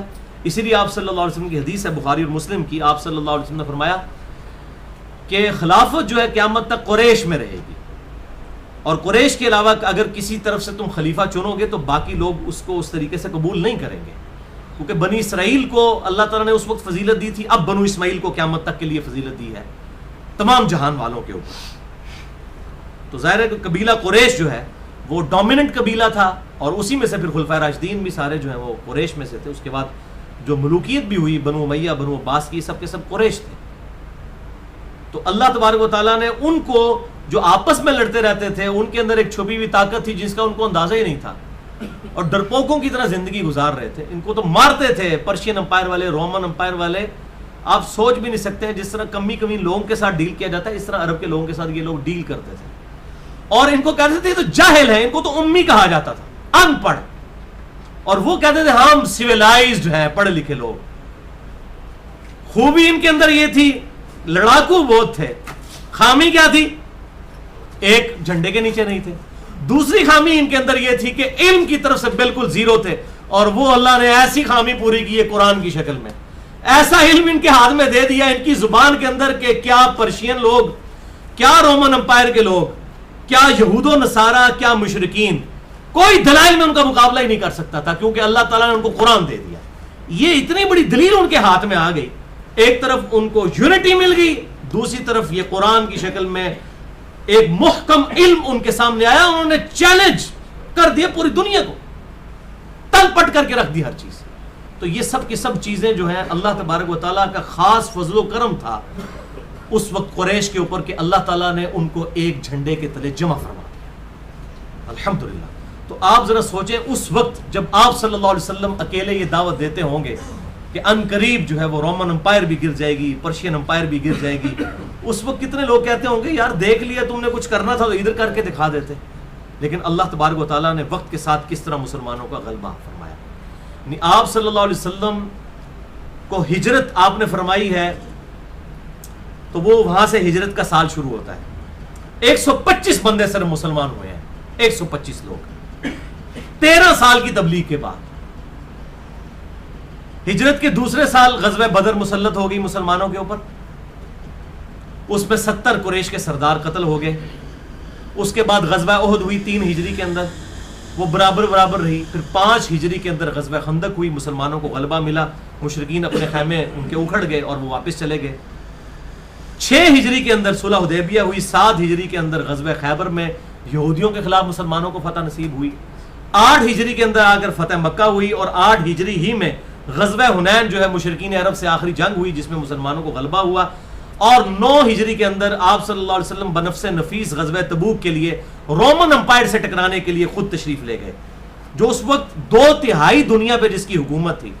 1.5-2 لاکھ کی فوج لے کر رومن امپائر کا ہیڈ جو ہے وہ عرب کی جو ہے وہ سرحد کے اوپر آیا ہوا تھا، اور آپ صلی اللہ علیہ وسلم کے ساتھ صرف 30,000 جانثار صحابہ تھے، جن میں سے اکثر کے پاؤں میں جوتی بھی نہیں تھی اور فاقے کی حالت تھی، اور کتنے تو روتے ہوئے جا ہی نہیں سکے، ان کے پاس کوئی سواری نہیں تھی. اور وہاں پر 1.5-2 لاکھ کا لشکر، آپ صلی اللہ علیہ وسلم ابھی قریب پہنچے ہیں تو وہ پوری فوج لے کے بھاگ گیا. اور وہاں پہ لوگوں کو اندازہ ہو گیا کہ یہ کوئی غیر معمولی واقعہ ہونے والا ہے کہ رومن امپائر، آپ یہ دیکھیں کہ نیپال اپنی فوج لے کے پہنچے اور امریکہ جو امریکہ ہی چھوڑ کے بھاگ جائے، تو آپ ذرا اندازہ کر سکتے ہیں یہ کتنا بڑا پیش خیمہ ہے. پھر آپ صلی اللہ علیہ وسلم وہاں پر تقریباً 1.5-2 مہینے تک وہاں پر رہے اس سرحد کے اوپر، اور آپ صلی اللہ علیہ وسلم نے وہاں کے قبائل کے ساتھ معاہدے کیے کہ یا تو تم نیوٹرل رہو گے یا ہمارا ساتھ دو گے. اس کے بعد آپ صلی اللہ علیہ وسلم کی وفات ہو گئی. وفات ہوتے ہی وہ لوگ جو اس وقت دب کر مسلمان ہو گئے قریش کی بالادستی کی وجہ سے، ان میں سے کئی لوگ ارتداد کا شکار ہو گئے. اللہ تعالیٰ نے خلفائے راشدین کی مدد فرمائی، سیدنا ابو بکر جو ہے وہ کھڑے ہوئے، اور الحمدللہ آہستہ آہستہ جو عرب کے اندر فتنے تھے ان کی سرکوبی 2 سال کے اندر صرف کر دی. یہ اب آپ 13 ہجری میں پہنچ چکے ہیں، پہلی ہجری سے 13 ہجری تک 13 سال صرف. اور پھر عراق کے اندر فتوحات شروع ہو گئی. اسی دوران سیدنا ابوبکر کی ڈیتھ ہو گئی، سیدنا عمر فاروق رضی اللہ تعالیٰ خلیفہ بنے، اور اس وقت بڑا مشورہ ہوا. سیدنا ابوبکر سے سب نے کہا کہ آپ ہمارے خیر خواہ ہیں، آپ خود خلیفہ نامزد کریں. جب حضرت عمر کو آپ نے خلیفہ نامزد کیا تو پھر کئی لوگوں کو تکلیف ہو گئی. انہوں نے کہا یہ تو بڑا سخت مزاج آدمی ہے، آپ نبی صلی اللہ علیہ وسلم کی موجودگی میں اتنا سخت مزاج تھا، آپ کی موجودگی میں اتنا سخت مزاج، جب اکیلے اس کے ہاتھ میں حکومت آ جائے گی تو یہ تمہیں چھوڑے گا بھی نہیں. تو سیدنا ابوبکر نے کہا کہ اس کی سختی اس لیے تھی کہ میں نرم تھا، اس کی سختی اس لیے تھی کہ نبی صلی اللہ علیہ وسلم نرم تھے. جب اس پہ حکومت کا بار پڑے گا تو یہ خود بخود معاملات سیدھے ہو جائیں گے.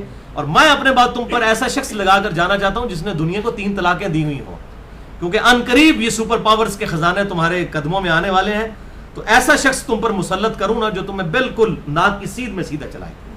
اور پھر لوگوں نے دیکھا ہے سیدنا عمر فاروق رضی اللہ تعالیٰ نے کس طریقے سے پھر ان کو سیدھا کر کے چلایا، اور آپ کی شہادت سے بھی ساری مینجمنٹ کمزور ہونا شروع ہوئی. بہرحال 13 ہجری کے اندر سیدنا ابوبکر کی ڈیتھ کے بعد سیدنا عمر جب بنے خلیفہ تو with in 3 years Roman empire بھی گر گئی یرموک کے اندر، اور اسی کے سال 1.5 کے اندر آ کر جنگ قادسیہ میں 8,500 مسلمانوں کی قربانی کے بعد پرشین امپائر بھی مسلمانوں کے ہاتھ آ گئی.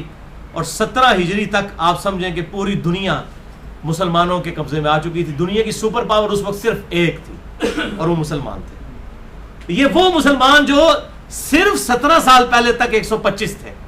یہ 17 سال کے اندر اتنا بڑا انقلاب انسانیت کی تاریخ نے کبھی نہیں دیکھا، نہ کبھی دیکھے گا، سوائے اس کے کہ یہ اللہ تعالیٰ کی طرف سے خاص نصرت تھی.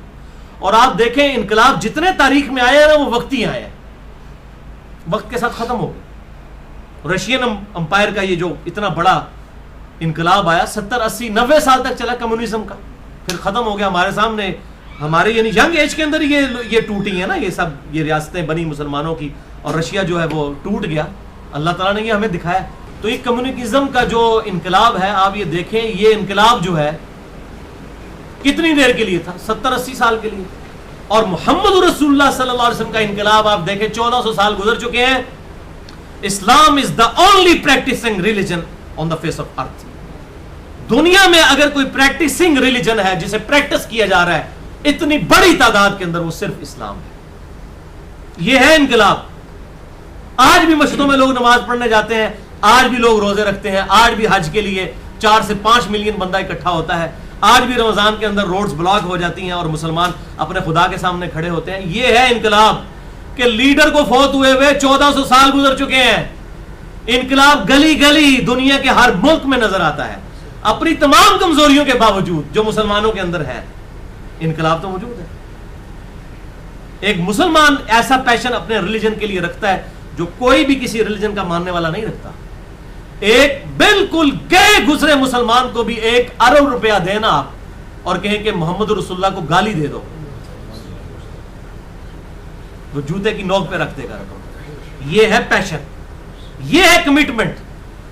یہ اللہ تعالیٰ نے مسلمانوں کو ایک کمٹمنٹ دی ہے. اسی سے تو وہ ڈرتے ہیں. اسی لیے کہتے ہیں جی دنیا میں دہشت گرد مسلمان ہے، خطرہ مسلمانوں سے ہے. کیوں؟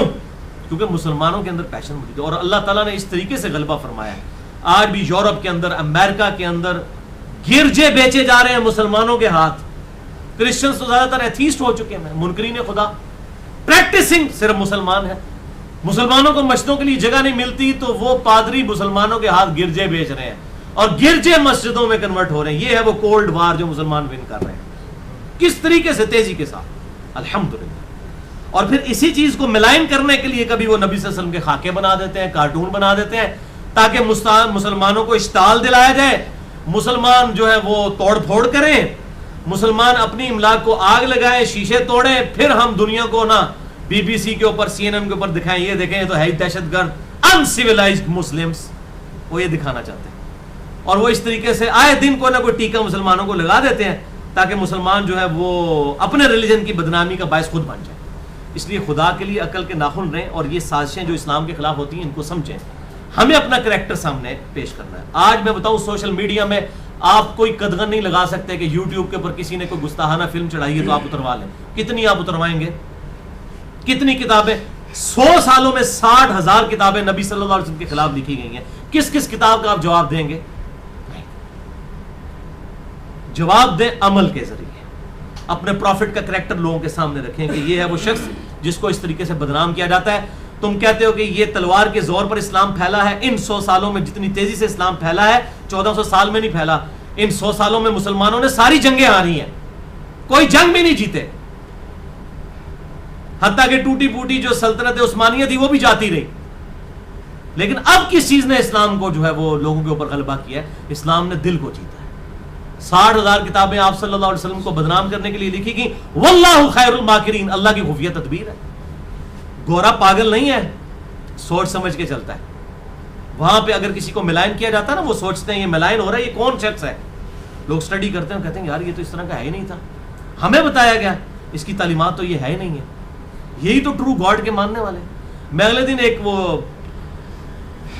پریسٹ مسلمان ہوا ہے کرسچن، اس کا اس کے اوپر بی بی سی کے اوپر انٹرویو آ رہا تھا یا کسی اور یورپین چینل کے اوپر، میں دیکھ رہا تھا. اور وہ امریکہ اس میں انگلینڈ کے اندر پروفیسر تھا. وہ چند دنوں کے لیے ریکریشنل ٹرپ کے اوپر مصر گیا. مصر کے اندر تو ظاہر ہے وہاں پہ پیرامڈز ہیں گیزا کے، اور یعنی ایک پرانی سیولائزیشن ہے. وہ وہاں پر اتنا امپریس ہوا کہ مسلمان ہو گیا. جیسے مسلمان کیوں ہو گیا؟ اس سے انٹرویو جب لیا گیا، اب وہ کیا کر رہا ہے؟ اب وہ پادری تھا، وہ آئرلینڈ جا رہا ہے، کبھی انگلینڈ جا رہا ہے، جا کے گرجوں کے اندر جا کے جو ہے وہ توحید کی دعوت پیش کر رہا ہے. تو اسے پوچھا گیا جی آپ کو کیا ہوا، آپ کیوں مسلمان ہوئے؟ وہ کہتا ہے جی میں نے مصر جا کے یہ چیز نوٹ کی ہے کہ ٹرو گاڈ کے جو بلیور ہے وہ ہے ہی صرف مسلمان ہے، جنہوں نے خدا کو سیریس لیا ہوا ہے. کہتے ہیں جی میں صبح پارک میں بیٹھا ہوتا تھا، چھوٹے چھوٹے بچے آ کے السلام علیکم ورحمۃ اللہ، السلام علیکم ورحمۃ اللہ. تو ان کی تو بات ہی خدا سے شروع ہوتی ہے اور خدا کے اوپر ختم ہوتی ہے. وہ اگر ٹوائلٹ میں جاتے ہیں تو وہ بھی خدا کی ذکر کرتے ہوئے جاتے ہیں، ٹوائلٹ سے نکلتے ہیں تو خدا کا ذکر کرتے ہوئے جاتے ہیں، بازار میں جاتے ہیں تو خدا کے، ان کی ٹریڈیشن میں انشاءاللہ ماشاءاللہ الحمدللہ.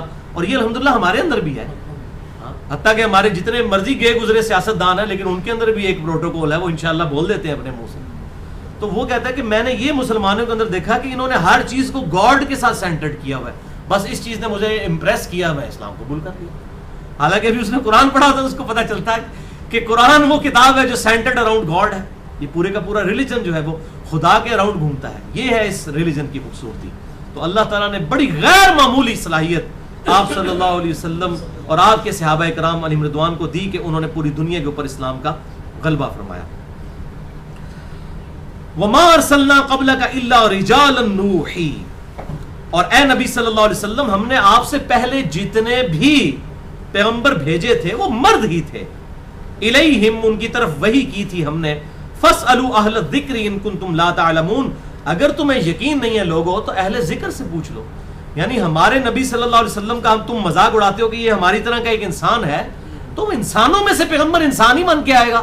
اگلے پیغمبر بھی سارے اسی طریقے سے تھے. اہل ذکر یہود و نصارہ جو اپنے آپ کو سمجھتے ہیں کہ ان کے پاس دین کا ٹرو نالج ہے، تم ان کے پاس جا کر پوچھ لو کہ ان کے پیغمبر کیا انسان نہیں تھے. وما جعلناہم جسدا لا یاکلون الطعام، اور ہم نے کسی پیغمبر کا جسم اس طرح کا نہیں بنایا تھا کہ وہ روٹی کھانے کا محتاج نہ ہو. یعنی اب وہ یہ بھی کہتے تھے، سورہ بنی اسرائیل میں بھی آتا ہے، سورہ الفرقان کے اندر بھی، یہ کیسا نبی ہے، اس نے بیویاں بھی کی ہوئی ہیں، یہ کھاتا پیتا بھی ہے، بازاروں میں بھی چلتا ہے. تو بھائی ظاہر ہے کہ ہمارے لیے تو وہی آئیڈیل ہوگا جو ہماری طرح کی زندگی گزارے گا. اگر نبی صلی اللہ علیہ وسلم کو اپنی بیویوں سے تکلیف نہ اٹھانا پڑتی، سیدہ عائشہ اور حفصہ سے رضی اللہ تعالیٰ عنہما سے، تو آپ ہمارے لیے کیسے آئیڈیل ہو سکتے تھے؟ آج ہم یہ کہہ سکتے ہیں کہ اگر نبی کو اپنی بیویوں سے تکلیف اٹھانا پڑی ہے، آج اگر ہمیں اٹھانا پڑتی تو اس کا یہ مطلب نہیں کہ طلاق دے دی جائے، بلکہ وہی معاملہ ہے کہ ظاہر ہے کہ طریقے سے اس چیزوں کو ہٹا. حتیٰ کہ سورۃ الاحزاب کے اندر آیا کہ نبی اپنی بیویوں سے کہو کہ اگر تم دنیا کا مال چاہتی ہو تو آؤ میں تمہیں طلاق دے کر آزاد کر دیتا ہوں، اور اگر تم اللہ اور اس کے رسول اور آخرت کا گھر چاہتی ہو تو میرے نبی کے ساتھ اسی مفلسی میں گزارا کرو. سارا چکر ہی مفلسی کا تھا. وہ مطلب ڈیمانڈ کرتی تھی کہ نانو نفقہ بڑھایا جائے، آسائش بڑھائی جائے، اور بڑھائی کوئی ہماری بیویوں کی طرح کی ڈیمانڈ نہیں تھی. ان کی کیا ڈیمانڈ تھی؟ 2 کھجوریں صبح کے وقت ملتی تھیں اور 2 شام کے وقت، اور ایک پانی کا پیالہ صبح کے وقت اور شام. پانی بھی وہاں پہ ایشو تھا، ریگستانی علاقہ تھا. وہ 2 سے 4 کے لیے ڈیمانڈ کی گئی. کوئی چکن کڑھائی نہیں مانگی گئی، کوئی KFC نہیں، کوئی میکڈونلڈ نہیں ان سے مانگا گیا. صرف یہ کہ تھوڑی سی اس میں اضافہ کریں. اس طرح ہم کیسے گزارا کریں گے؟ اور بخاری اور مسلم کی متفق علیہ حدیث ہے، عائشہ کہتی ہیں رضی اللہ تعالیٰ عنہا، نبی صلی اللہ علیہ وسلم کی وفات تک ہماری یہ حالت تھی کہ بعض اوقات 1 مہینہ، بعض اوقات 2، بعض اوقات 3 مہینے تک بھی ہمارے گھر میں چولہا نہیں جلتا تھا. 2 کالی چیزوں پہ گزارا ہوتا تھا، کھجور اور پانی. یہ ٹوٹل ہماری خوراک تھی. بخاری اور مسلم کی متفق علیہ حدیث ہے، آپ صلی اللہ علیہ وسلم دعا کرتے تھے، اے اللہ محمد اور آل محمد صلی اللہ علیہ وسلم کو بس اتنا ہی رزق دینا کہ ان کے روح اور جسم کا رشتہ برقرار رہے. بس سبسسٹنس لیول پہ مجھے رزق چاہیے، مجھے ایسا رزق نہیں چاہیے جس کی وجہ سے میں غافل ہو جاؤں.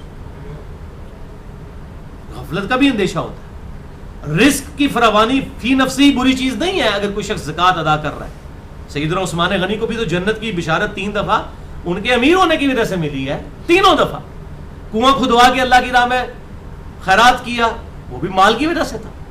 مسجد نبی کے لیے زمین لے کر وقف کی، وہ بھی مال کی وجہ سے تھا. اور غزوہ تبوک کے موقع پر 700 اونٹ دے دیے مال کے بھرے ہوئے. آج بھی ایک اونٹ کی قیمت جو ہے نا 1.25 لاکھ بنتی ہے. 700 کا مطلب ہے 10 کروڑ روپیہ آج بھی. اور سامان کا لدا ہوا، جنت کی بشارت ملی. لیکن وہ پھر کہتے ہیں اگر مال مانگے تو ساتھ یہ دعا مانگیں گے عثمان غنی جیسا پھر ظرف بھی ملے. اتنا انسان میں جگرا بھی ہو، مال جب ملے نا کہ انسان پھر اللہ کی راہ میں خرچ بھی کرے. ورنہ پھر وہی بات ہے، کیونکہ نبی صلی اللہ علیہ وسلم یہ دعا نہیں مانگ سکتے تھے، کیونکہ آپ نے تو آئیڈیل بننا ہے ایک سبسسٹنس لیول پہ زندگی گزارنے والے انسان کے لیے. حضرت عثمان غنی تو 2 یا 3% لوگوں کے لیے آئیڈیل بن سکتے ہیں نا، باقی تو سارے غربت کی زندگی گزار رہے ہیں. دنیا کی اس وقت بھی 50% دولت جو ہے وہ 100 لوگوں کے پاس ہے. 50% دولت. تو آپ صلی اللہ علیہ وسلم تو پوری امت کے لیے آئیڈیل بننے والے تھے، اس لیے آپ نے مفلسی کی زندگی مانگی اور وہ فقر کی زندگی آپ نے گزاری الحمدللہ. اور اللہ تعالیٰ نے جو ہے وہ آپ صلی اللہ علیہ وسلم کو سرخرو کیا اس حوالے سے، اور آپ کی زندگی کے آخر تک آپ کی یہ کنڈیشن بتاتی ہے کہ آپ واقعی خدا کے سچے پیغمبر تھے. ورنہ اگر کسی شخص کو ایسا غلبہ حاصل ہو جائے، اس کے تو ٹھاٹ باٹ دیکھنے والے ہوتے ہیں. جو مسلمانوں کو مال غنیمت مل رہا ہے، آپ کی زندگی اور فقر کی ہوتی جا رہی ہے. یہ آپ صلی اللہ علیہ وسلم کے سچے پیغمبر ہونے کی نشانی ہے کہ آپ صلی اللہ علیہ وسلم نے کوئی ٹھاٹ باٹ کی زندگی. At the end of the day آپ صلی اللہ علیہ وسلم مفلسی کی حالت میں دنیا سے گئے الحمدللہ. یہ اور دوسری سب سے بڑی نشانی یہ کہ آپ کے اوپر ہزاروں کیمرے فٹ تھے. آج ایک بندے پہ ایک کیمرہ فٹ کیا جائے نا، ہزاروں کون؟ صحابہ اکرام. لیکن ایک شخص بھی ایسا نہیں جو پوری زندگی حضور کے ساتھ رہا ہو اور وہ حضور کی وفات کے بعد کبھی مرتد ہوا ہو. مرتد جتنے لوگ ہوئے وہ وہی ہیں جو فتح مکہ پر معافیا مانگ کے مسلمان ہوئے یا غلبے کی وجہ سے اسلام میں داخل ہوئے، بعد میں حضرت بکر کے دور میں دوبارہ سے کافر ہو گئے. لیکن جو شخص شروع سے حضور کے ساتھ ہے، کوئی ایک شخص بھی ایسا نہیں ہے جس نے کہا کہ میں پوری ساتھ اس کے ساتھ رہوں، اب مجھے کوئی بینیفٹ نہیں ملا میں الگ ہو جاتا ہوں. کہ وہ ساتھ لالچ کے لیے لگا ہو کہ اچھا یہ خلیفہ تو ابو بکر بن گیا، اب تو مجھے بننا چاہیے تھا. میں سعد ابن ابی وقاص کہتے ہیں میں بھی تو حضور کا ماموں ہوں، میں بھی تو پہلے دن سے مسلمان ہوں، میں بھی تو پہلے 5 مسلمانوں میں ہوں، مجھے نہیں خلیفہ چنا گیا، لہٰذا آپ سائڈ پہ ہو. میں یہ سارا فراڈ چل رہا ہے. جس طرح آج کل ہوتا ہے، وہ ایک پی ٹی آئی کے کسی بندے کو ٹکٹ نہیں ملتی، وہ پیپلز پارٹی میں چلا جاتا ہے. پیپلز پارٹی والے کو ٹکٹ نہیں ملتی، وہ نون لیگ میں چلا جاتا ہے، نون لیگ والا پی ٹی آئی میں. تو آپس میں کیوں جاتے ہیں؟ لالچ کی وجہ سے. لیکن آپ کے نبی کے صحابی پورے پیشن کے ساتھ آپ کی وفات کے بعد بھی اسی طریقے سے اس غلبے کو لے کر چلے اور اللہ تعالیٰ نے ان کو فتوحات دی. یہ ایک نبی میں اور دنیاوی بادشاہ میں فرق ہوتا ہے. تو نبی صلی اللہ علیہ وسلم بیک وقت اللہ کے پیغمبر بھی تھے, ایک بہترین سیاست دان بھی تھے آپ صلی اللہ علیہ وسلم. سیاست اسلام کا حصہ ہے, جدا و دین سیاست سے تو رہ جاتی ہے چنگیزی. بہترین سیاست دان, بہترین سبا سالار بھی.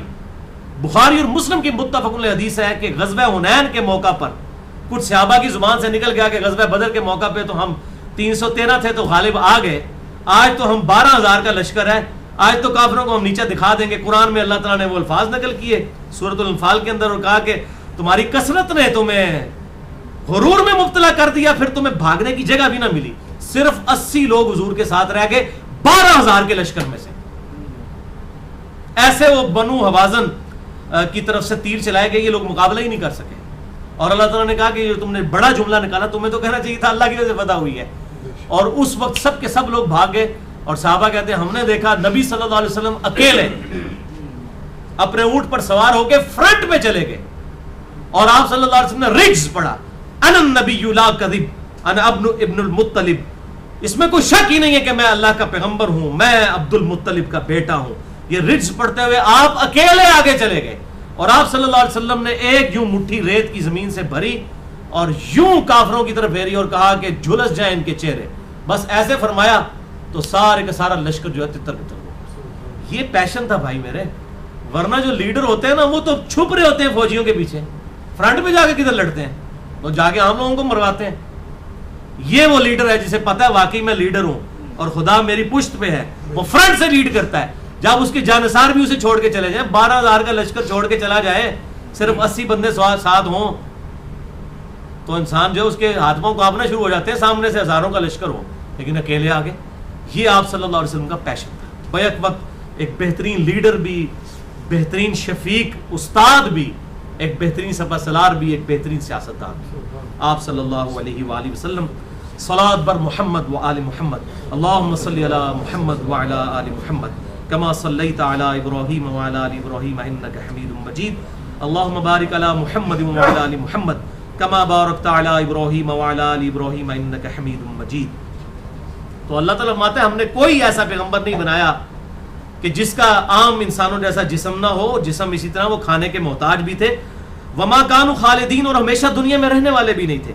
ثم صدقناہم الوعد فانجیناہم ومن نشاء, پھر ہم نے اپنا وعدہ سچا کر دکھایا اور نجات دے دی اہل ایمان اور پیغمبروں کو, ان پیغمبروں کی وجہ سے اہل ایمان کو. وَأَهْلَكْنَا الْمُسْرِفِينَ, اور ہم نے جو پیغمبروں کے مخالفین اسراف کرنے والے تھے ان کو ہلاک کر کے رکھ دیا. لَقَدْ أَنزَلْنَا إِلَيْكُمْ كِتَابًا فِيهِ ذِكْرُكُمْ, بے شک اے مشرکین عرب ہم نے تمہاری طرف ایسی کتاب نازل کی ہے جس میں تمہارا ذکر موجود ہے. افلا تعقلون, کیا تم عقل نہیں رکھتے؟ اس کے اندر ذکر موجود ہے تمہارا. اللہ تعالیٰ نے ذکر فرما دیا ہے. کس اعتبار سے ذکر؟ ایک تو ذکر کہتے ہیں نصیحت کو, ایک تو معنی یہ بنے گا کہ اس کتاب کے اندر تمہارے لیے نصیحت کا سامان موجود ہے, اور دوسرا ذکر ہے کہ تمہاری اپنی بھی اس کے اندر ذکر موجود ہے. بالکل 1 to 1 ڈسکشن ہو رہی ہے. یعنی خدا جب کلام اپنے بندے کے تھرو مشرکین عرب سے کر رہا ہے تو واقعی وہ کلام کرتا ہوا نظر آتا ہے, جس میں تمہارے ساتھ بالکل جو تمہارے صورتحال چل رہی ہے اس کے اوپر تمہارے ساتھ گفتگو ہو رہی ہے. اور یہ قرآن حکیم کی خوبی ہے, کسی اور کتاب کی یہ خوبی نہیں ہے. اولڈ ٹیسٹمنٹ ہو, نیو ٹیسٹمنٹ ہو, وہ ایک سلیبس کی طور پر پیغمبروں کو دیا گیا کہ یہ آپ کا سلیبس ہے, یہ جا کے امت کو پڑھ کے سنا دیں, یہ کرنا ہے. لیکن یہ قرآن کی خوبی یہ ہے کہ اگلی کتابوں کی طرح نہیں ہے. یہ سرکمسٹانسز کے اوپر 23 سال میں نازل ہوئی ہے. یہ اس طرح کی کتاب نہیں ہے کہ آپ سے سب کو پہلے دن دے گی کہ یہ پڑھا دیں آپ اپنی امت کو. نہیں, جو واقعات ہو رہے تھے وہ واقعات اس میں آتے ہیں, اس پہ انسٹرکشن آتی ہیں. اگر غزوہ بدر ہو رہی ہے سورۃ الانفال میں ذکر آ رہا ہے, اگر غزوہ خندق ہو رہی ہے سورہ الاحزاب کے اندر ذکر آ رہا ہے, اگر غزوہ تبوک ہو رہی ہے تو سورہ توبہ کے اندر ذکر آ رہا ہے. اور ہر موقع پر اللہ تعالیٰ اپنے پیغمبر صلی اللہ علیہ وآلہ وسلم اور صحابہ کرام علیہم رضوان کو ساتھ ساتھ گائیڈ لائنز دیتا ہے. یہ اس کتاب کی خوبی ہے کہ بالکل, اس لیے آپ دیکھیں اس کتاب کا سٹائل جو ہے وہ خطبے کا سٹائل ہے. یہ کتاب اس طرح نہیں ہے ونس اپان اے ٹائم میں ایک وقت کا ذکر ہے, نہیں. کتاب اس کتاب میں ربط اس لیے تو نظر نہیں آتا عام آدمی کو کیونکہ وہ اس کو اس اعتبار سے سمجھ رہا ہوتا ہے کہ جی کبھی کوئی بات شروع ہو جاتی کبھی کوئی بات. لیکن اگر آپ اس کو خطبے کے سٹائل میں سمجھے نا, اور اس میں سب سے بہترین کام اگر کسی نے کیا ہے نا وہ کیا مولانا مودودی رحمہ اللہ نے, جو انہوں نے تفہیم القرآن لکھی. آپ اس کا مقدمہ پڑھیں اور اس مقدمے میں انہوں نے لکھا ہے کہ آج کا نوجوان اگر قرآن ترجمے سے لے کے بیٹھتا بھی ہے تو وہ پریشان ہو جاتا ہے کہ یار اس میں اچانک گفتگو روئے سخن بدل جاتا ہے, اس کا اسلوب کیا. تو پہلے یہ سمجھیں کہ قرآن جو ہے یہ اللہ کے خطبات کا مجموعہ ہے. قرآن اس طرح کی کتاب نہیں ہے جیسے کتاب میں چیپٹر ہوتے ہیں کہ ایک گریوٹی کا چیپٹر ہے فزکس میں تو اس میں گریوٹی لکھی ہوگی, آگے ریلیٹیوٹی کا چیپٹر ہے تو ریلیٹیوٹی لکھی ہوگی. نہیں, قرآن میں 114 تقریریں ہیں اللہ کی. یہ 114 چیپٹر اس طرح کے چیپٹر نہیں ہے.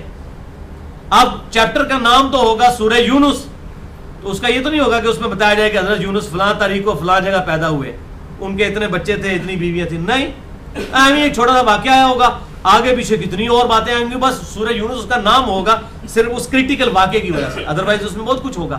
تو یہ ڈیوائن اوریشنز آف گاڈ ہے. جتنے بھی یہ قرآن حکیم کی صورتیں ہیں یہ خطبوں کا سٹائل ہے, اور اگر آپ خطبے کے سٹائل سے اسے پڑھیں واللہ صرف سورہ بقرہ ہی کافی ہے کسی کی زندگی بدلنے کے لیے.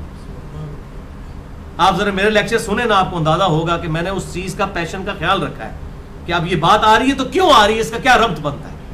اسی لیے بجلی بھر دی تھی صحابہ کے اندر اس کتاب نے.